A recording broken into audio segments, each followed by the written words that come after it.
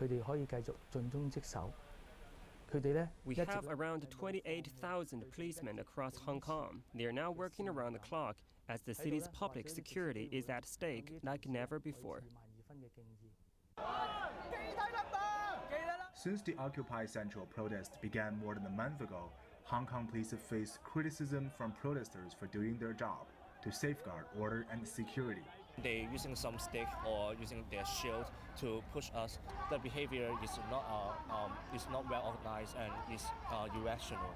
However, in an exclusive interview with CCTV, the police gave us a different side of the story. In many cases, we face organized confrontation from protesters, incited by a few extremists. This small handful of people not only incite violence, but some of them carry weapons and seek to assault the police. In some of these nasty clashes, a few policemen would be facing hundreds or even thousands of protesters ready to charge against the cordon line and expand their blockades.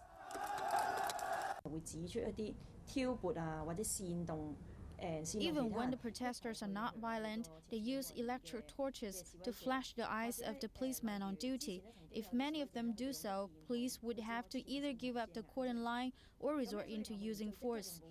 So we, as police negotiators, were deployed at this moment as an attempt to contain the use of force and prevent escalation of violence. And then there are fears of reprisals. They threaten the families of the policemen. Some children of my colleagues even received death threats. Those who disclose the information of the families of the police online are very immoral and will face prosecution.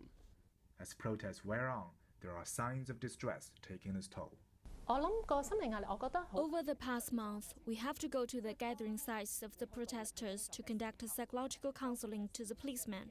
Many of the policemen are really frustrated as they've tried very hard to safeguard the city, but on the contrast, received unequal assault.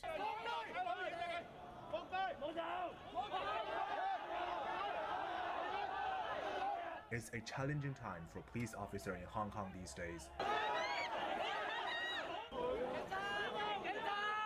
Caught in a bitter fray between Occupy Central protesters and those in the anti-Occupy movement, they have to put their own lives at risk while trying to separate the crowds and restore public safety. When the occupation movement continues, whereas many interests are damaged by this occupation movement, the social conflict between those people who occupy public spaces and those people who are against them are bound to increase.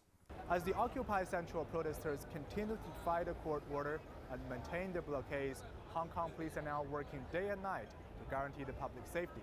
Over the past few days, we have observed that the police have now put their helmets and batons down on the ground as a way to show their maximum restraint, despite the fact that the protesters may launch their next charge against the police cordon line at any moment.